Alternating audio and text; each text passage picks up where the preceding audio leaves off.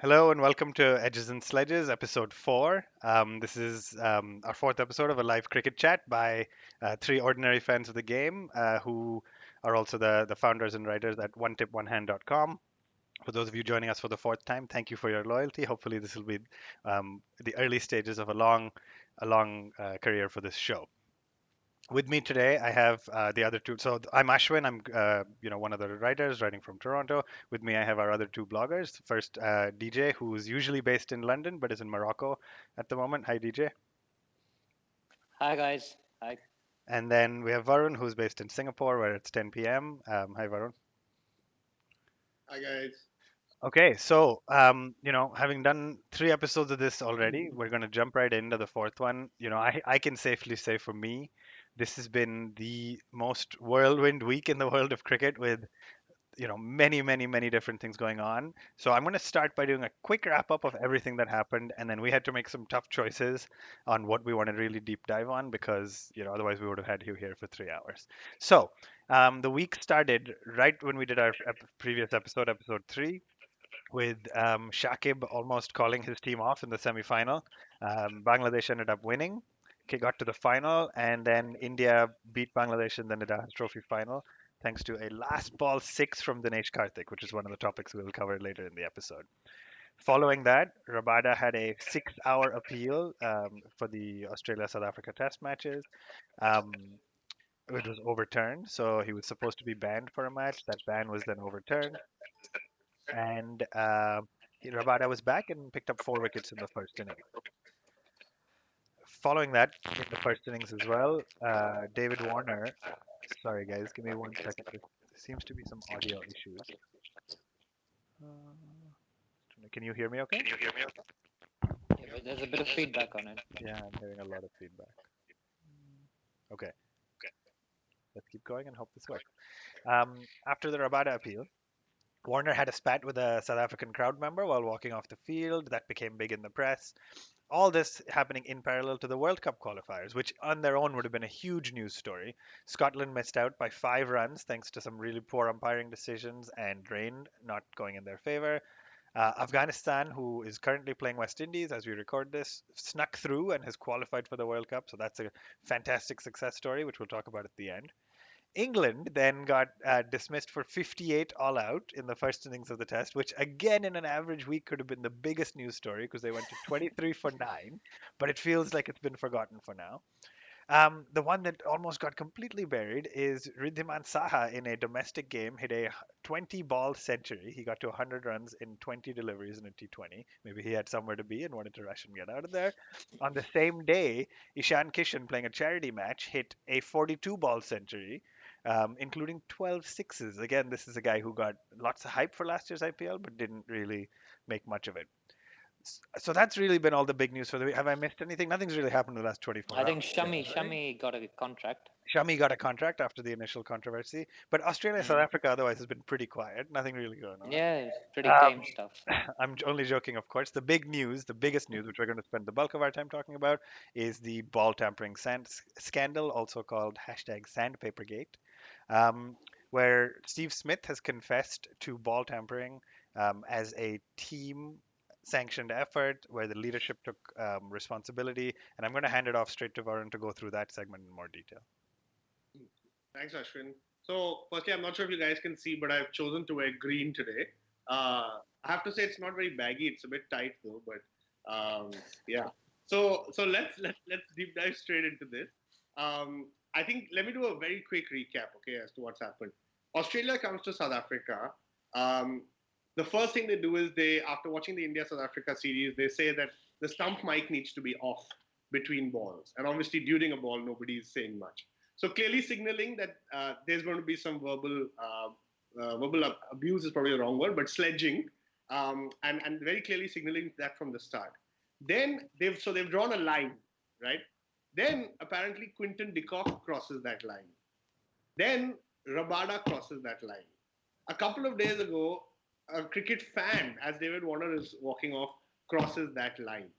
I think one of the things we'll discuss later is, who's really setting this line and how did Australia become the model police? But it's the same point when Darren Lehman actually asked the crowds to give it back to Stuart Broad a few years ago, and said, "I hope the crowds give it back." And today, when David Warner's getting it back, they're unable to take it. Suddenly, this imaginary line has been crossed, and then brings us to the real issue here, right? So let me try to wrap that up very quickly. Australia is not getting the ball to move like they want. They go in for a lunch break. This so-called leadership group discusses the fact that the ball is not reverse swinging.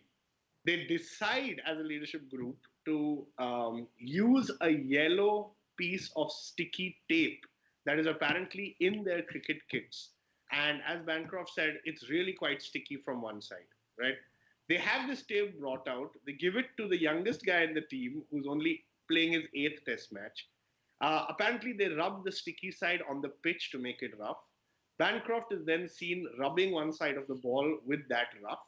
Um, and giving the ball back to the bowler. Now, in today's digital age, I mean, Spider Cam was not there, but I think apart from that, pretty much all eyes are on every player.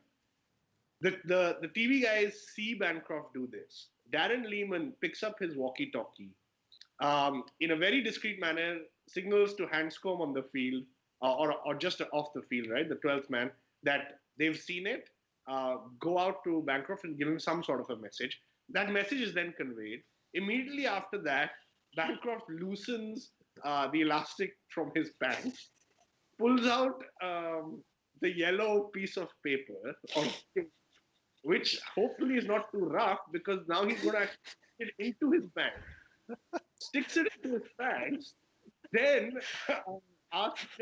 then the umpires come to ask him what he's sticking down his pants, and he happens to have an Oakley's sunglass case in his pants at the same time, which he pulls out and acts innocent. So the whole thing is bizarre. Anyway, I think we've gone on a bit long, but it's a very bizarre story. Can I just add to that really quickly? He had no sunglasses on his head, in his hands, or in his trousers. So the case was Yeah. clearly there for this reason. But anyway, keep going. It was clearly a decoy which he pulled out, showed the umpires, and then I think Dale Steyn was the first guy who tweeted, "Can we talk about this?" with a little bubble around that yellow tape. And then suddenly, next thing you know, things are blown out of proportion. Steve Smith has come out in a press conference with Bancroft. Bancroft, who's known to be usually quite humorous in these sessions. If you remember, there was one with Bairstow where Bairstow head-butted him and he had the press in splits. Suddenly, everything's very serious. Bancroft has owned up to this mistake. He has said the leadership group had discussed it. Steve Smith has also said the same thing. Steve Smith, in the meantime, has cleared Darren Lehman by saying the coaches had no involvement in this, which we refuse to believe. I mean, Graham Smith, Shane Warne, everyone has kind of alluded to the fact that nothing happens on a cricket field without the coach and captain's consent. So all of this is kind of done. Just to quickly finish this, right? Steve Smith has now openly come out and said that this was a premeditated decision, which I think is the cause of concern. And next thing you know, really, I think the Prime Minister has gotten involved and said that they want Steve Smith to, and anyone associated in this leadership group, to step down. So let me just leave the summary there. Ashwin, I'll leave it to you to ask the questions, and we'll chip in. But really, I mean, that's what's happened in the last 24 hours. And I actually spent 2 hours this morning going through different videos and articles, and I have a lot of opinions on this. But yeah, let me just pass it to Ashwin. Thanks. So great summary. DJ, let me ask you the first question then. Whose line is it anyway? What is the line? The Australians have said we play hard, but we play fair. They've used the expression hard but fair. Your thoughts? I think this is just blatant cheating, and it's come out in a test match where they've been desperate to win.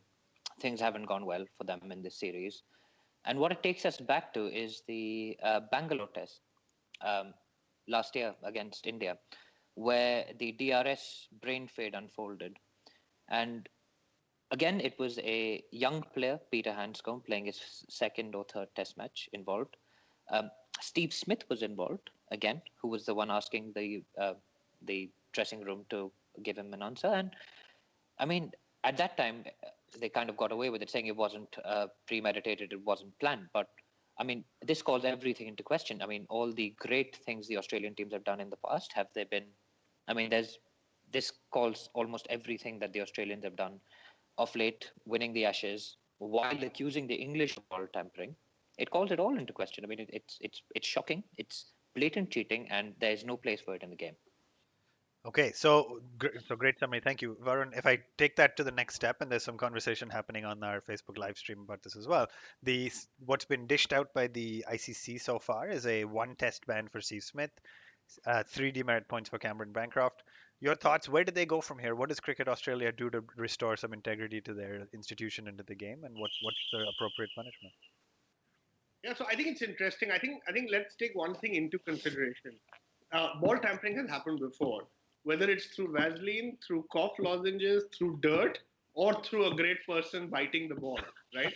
It has happened before, and it is always a point of discussion. I think I want to also give a fair perspective here because it's very emotional and somehow the Australians have got under every nationality's skin in the game of cricket. I think let's be objective here a little bit. I think the punishment that ICC has sanctioned is the same as they would have done for anyone else. So I think ICC has taken the right call from that perspective. I think where ICC has also never faced this before is how do you deal with somebody who comes out and says, "Yeah, we plan to cheat," and then we executed that plan, right? That is where ICC does not know how to deal with it. Now, coming to Cricket Australia, I mean, I think the head Sunderland is actually not flying down. He sent the chief integrity officer or somebody in the integrity beat, and and really, actually, this is an interesting debate because from our perspective, I think Australia, while they play a lot of sports, cricket is the one sport that really kind of puts them on the global map. I mean, I know they play hockey, but I don't think hockey is as big as cricket globally. I know they play rugby, and I think that might be the other sport that really puts them on the global map. But I feel like Australian cricket is going to have to make an example of someone here.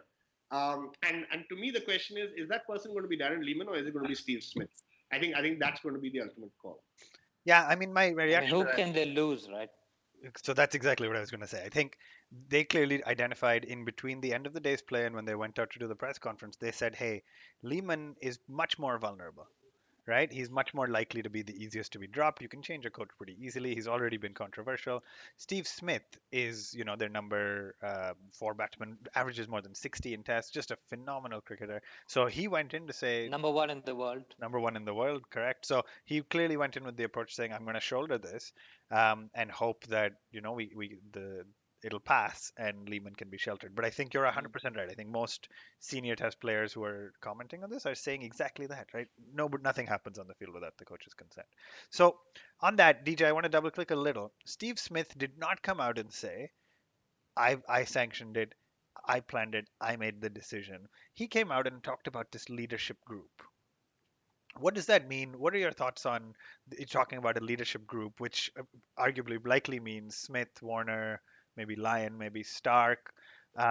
What does that mean? And then where does that leave them as they move forward? So, for example, he's been dropped as captain for this test, and Tim Payne, who wasn't even certain of a spot in the side, has had to fill in. So where does that leave them if the entire leadership group was the one guilty in planning this? I think they should simply be fired for the incompetence of the act, right? I mean, if you've got a decoy sunglasses cloth, at least make it yellow, like you've instead of making it black. And I mean, Bancroft's reaction as well. I mean, if you've sent a message out to get rid of the evidence, it's literally like you watch the video, it's like he's stuffed it down his pants.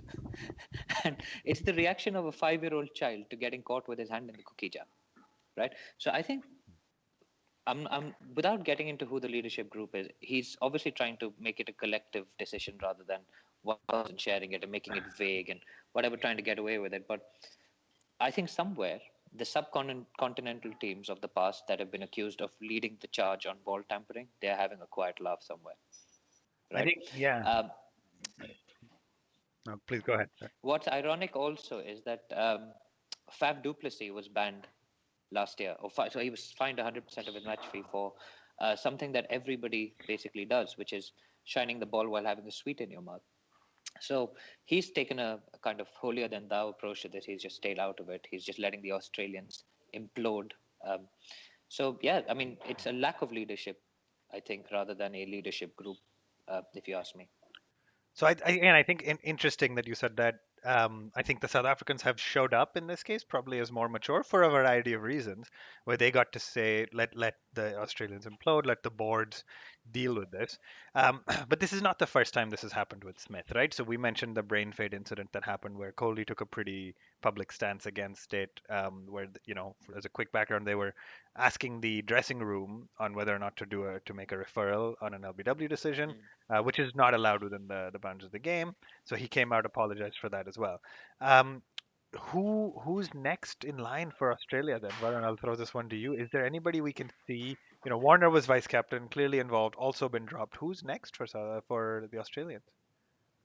Yeah, to be honest, I don't think there is anyone, and that's why it comes back to is Australia going to make Darren Lehman take the fall? And let's think through implications here, right? If Darren Lehman takes the fall, he's played with guys like Ponting and McGrath. Then do you question Darren Lehman's integrity while he played?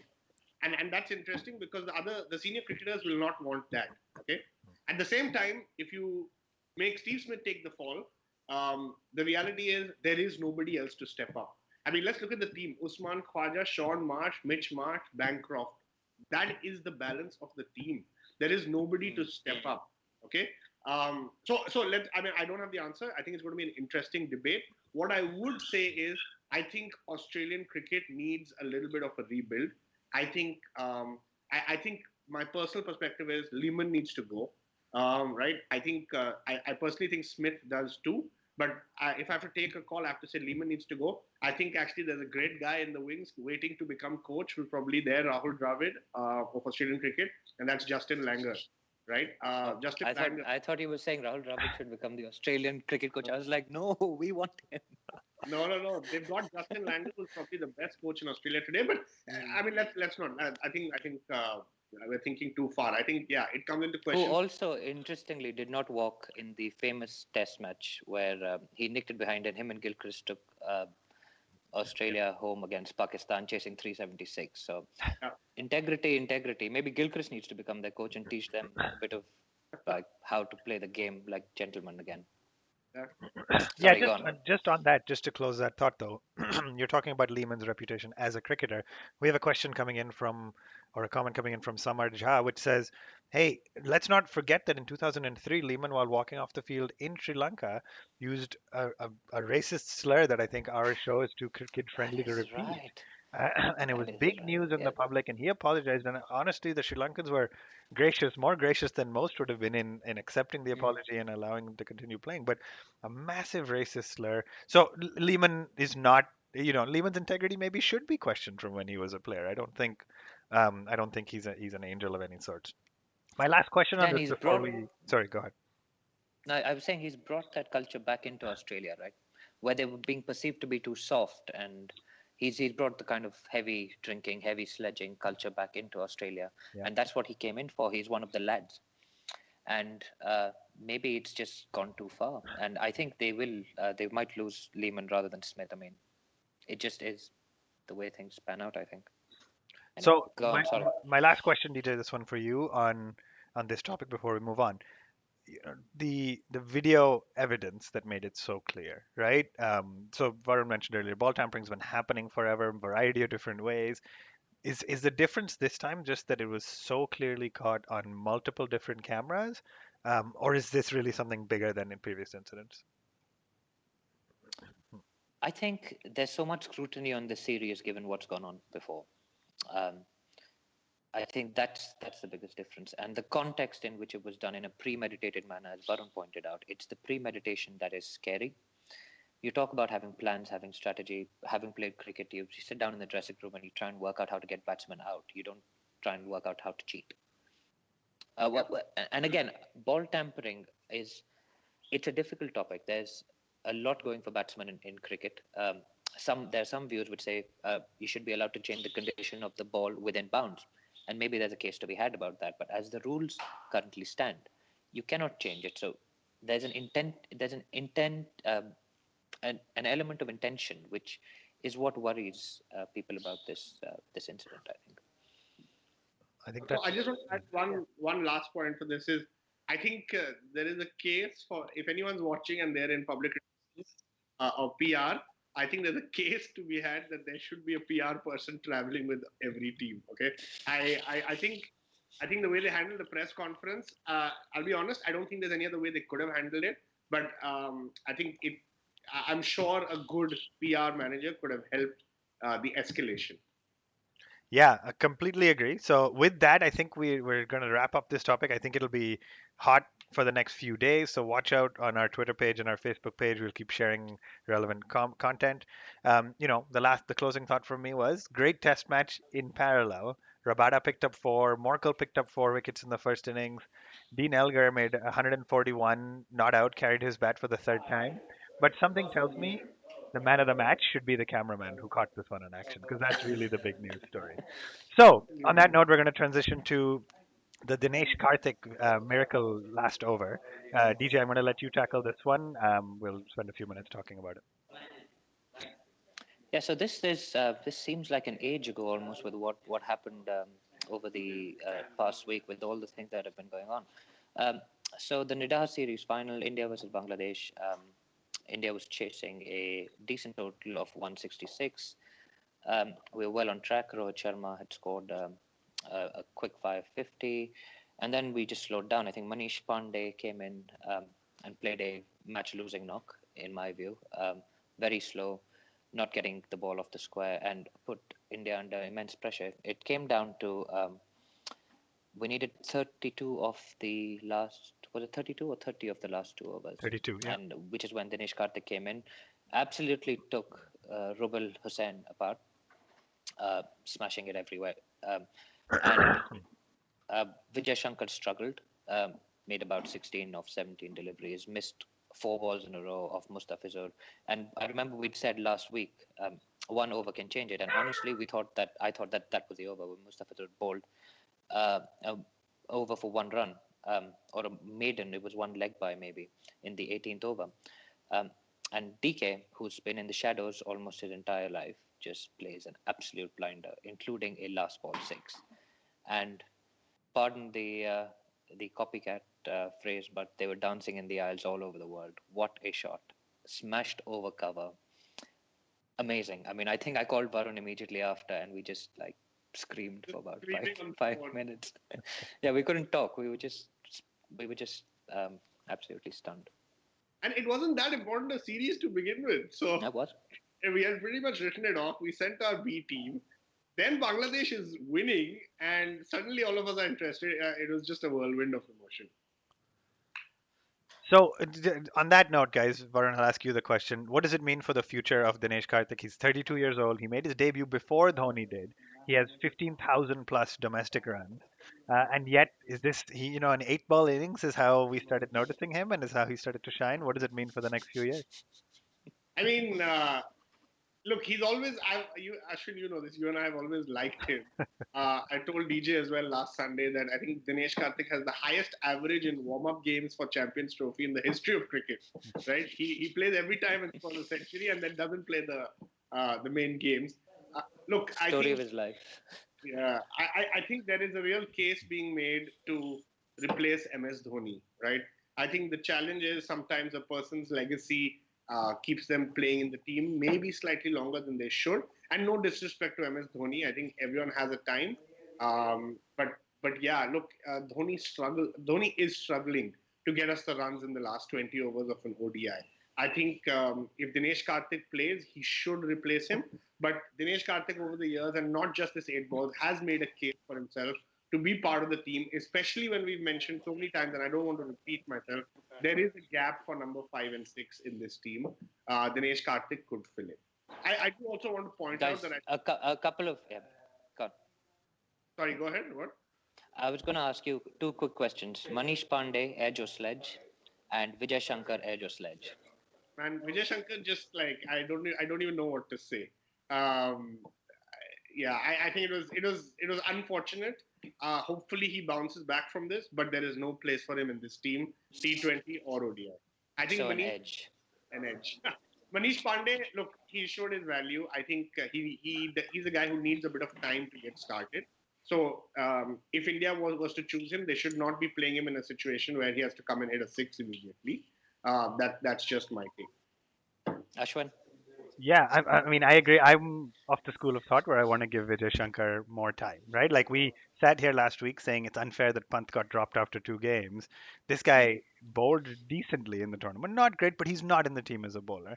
And then his only innings with the bat, his first time walking out to bat for India was in a final when he got promoted for some inexplicable reason ahead of Karthik. So I think, I'm also biased because he's a Delhi player, like I mentioned before, and I want him to do well. So we'll watch him through the IPL, and I think that's his test, right? He has an 8 week test with the IPL, and if he succeeds, then he may get another shot. But I agree, been a big fan of Karthik for many years, and really, really excited to see him get his moment. We're going to wrap up then with a short section on the World Cup cricket qualifiers. So, responding to a question from Siddharth Podar on our Facebook page, which was, hey, let's talk about the ramifications of a 10 team World Cup. If we go, let's go beyond the usual reasoning that, oh, 10 team, more than 10 teams is unacceptable because there are too many one sided games. So, just again to quickly summarize what I said, Afghanistan has made it through along with the West Indies. Outstanding comeback from the boys from Afghanistan. Hard luck on Ireland, Zimbabwe, and Scotland, who were all right at the heels but just missed out because this time there's only room for two teams outside the top eight and not the 4 to 6 that we've seen before. So I'll start with Varun. Any thoughts overall, just broadly, on hey, should the World Cup be 12 teams, 16 teams, and we all be more accepting that there'll be one-sided games, or is this the most effective way to play the game by having a great qualifier tournament and limiting the teams in the actual World Cup? Yeah, so I think firstly, this is a unique one, right? Where I think this is the first time a World Cup is being played without groups. They're just getting all 10 teams to play against each other. And I think, honestly, that is going to prolong the World Cup. It'll take out a bit of element of the qualifiers and the fun of a knockout game. But I think it is long.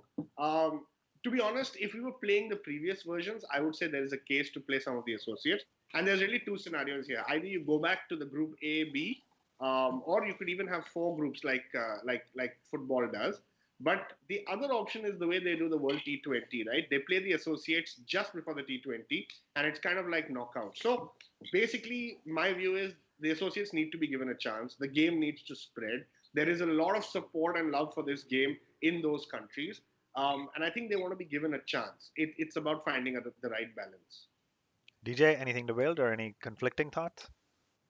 I think that the two things that for me are really good about that tournament is that the West Indies have qualified. Thank God for that. I think they bring a lot of color and flair to world cricket, and I'm very very happy. There were moments in that tournament where it didn't look like they'd make it through. They were chasing some fairly big totals and all of that. So I'm glad that the West Indies are through. We'll see the universe boss hopefully next year in England.